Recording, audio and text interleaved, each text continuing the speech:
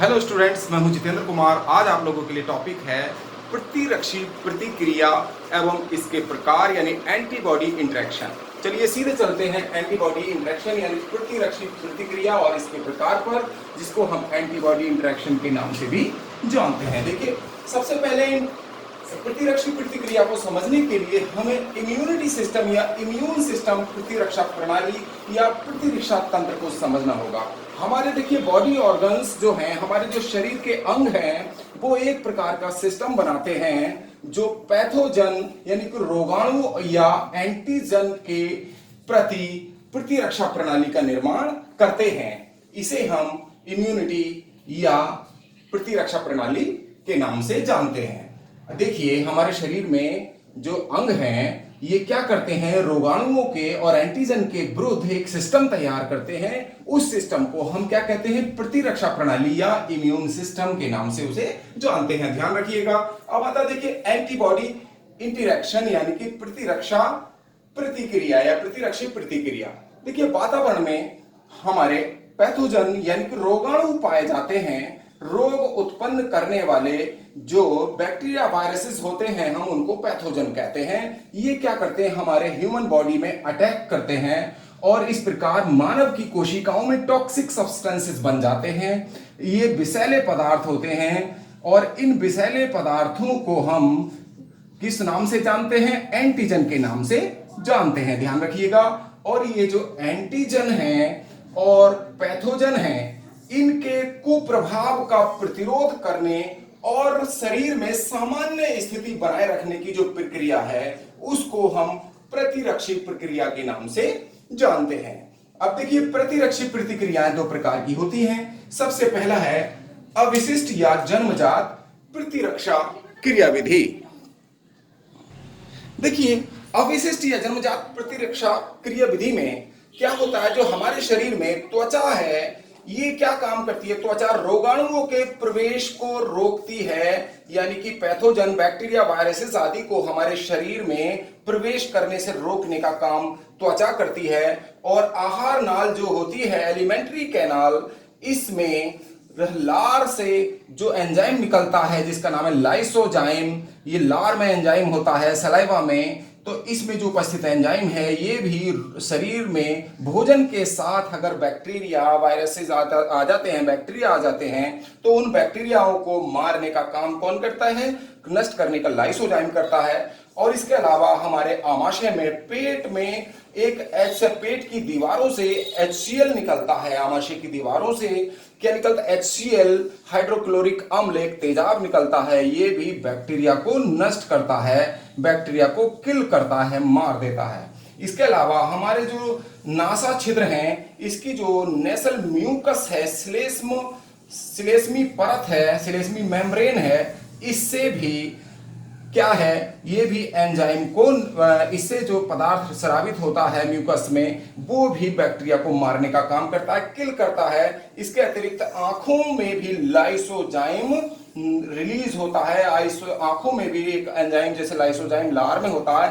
आंखों के जो टीयर्स हैं यानी कि आंसू होते हैं, इनमें लाइसोजाइम होता है। ये भी बैक्टीरिया को नष्ट करता है या मारता है। तो ये सभी जितने भी हमारे बॉडी ऑर्गन्स हैं, शरीर के अंग हैं, ये क्या करते हैं, check the entry of bacteria, यानी कि बैक्टीरिया या पैथोजन रोगाणु की एंट्री को यानी प्रवेश को चेक मींस रोकते हैं, रोकने का काम करते हैं। ध्यान रखिएगा, ये रोकने का काम करते हैं। तो ये सारे ऑर्गन जो बैक्टीरिया की एंट्री को रोकते हैं, ये सब मिलकर क्या बनाते हैं, फर्स्ट लाइन ऑफ डिफेंस का निर्माण करते हैं। इसको हम फर्स्ट लाइन ऑफ डिफेंस कहते हैं। प्रथम पंक्ति सुरक्षा की प्रथम पंक्ति या प्रथम कतार का निर्माण करते हैं। उसके बाद देखते हैं,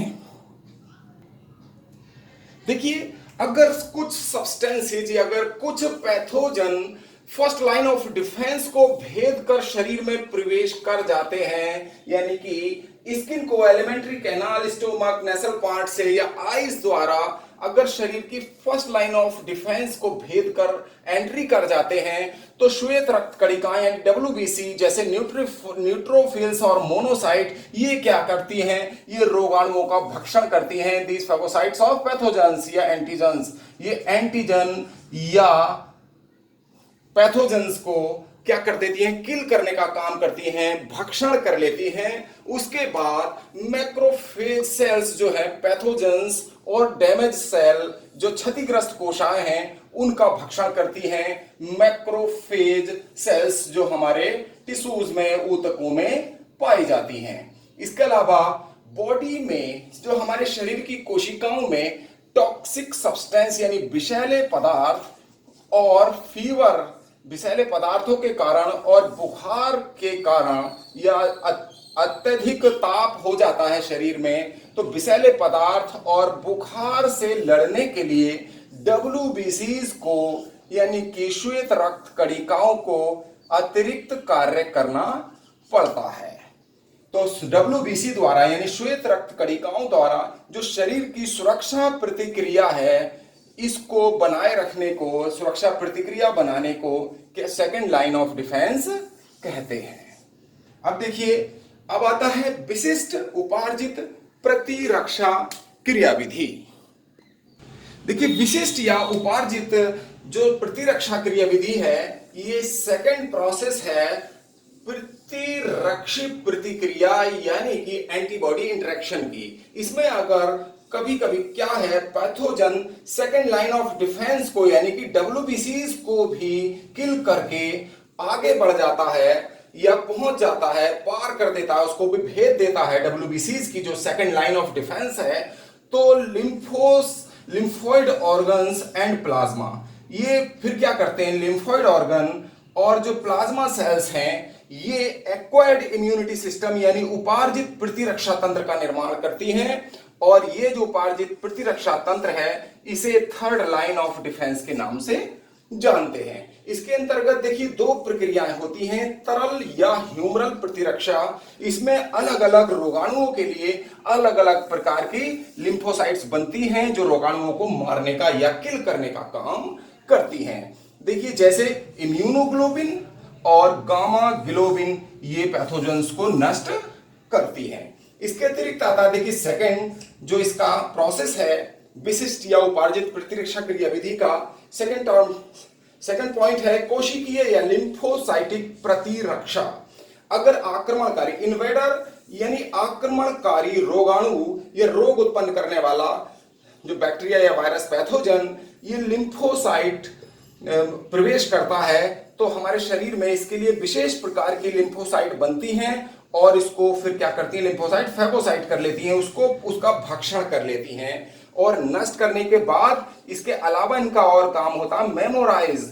ये रिमेंबर या मेमोराइज कर लेती हैं, इनको याद रखती हैं कि हमने उसका भक्षण किया था और जो विशेष प्रकार का इन्वेडर आया है उसके प्रति इनकी मेमोरी पावर डेवलप रहती है, उनको याद रखती हैं ये लिम्फोसाइट्स जो बनती हैं इसमें। और फिर क्या होता है जो एंटीजन या पैथोजन है, जो भी एंटीजन या पैथोजन है उसके लिए स्पेशल लिम्फोसाइट बनेगी जो याद रखेगी और उनको किल करेगी।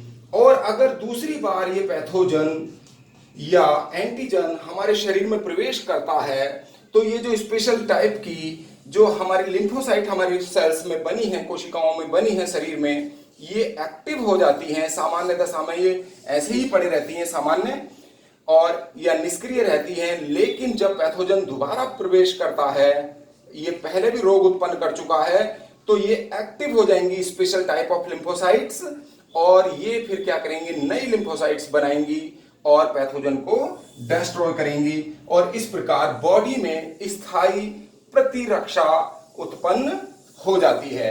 आज ये टॉपिक प्रतिरक्षी प्रतिक्रिया यहीं समाप्त होता है। आपको टॉपिक अच्छा लगा है तो कमेंट करिए, लाइक और शेयर करें और जिन्होंने हमारे चैनल को अभी सब्सक्राइब नहीं किया है वो चैनल को सब्सक्राइब अवश्य कर दें। आपका बहुत बहुत धन्यवाद। आपका मंगल हो।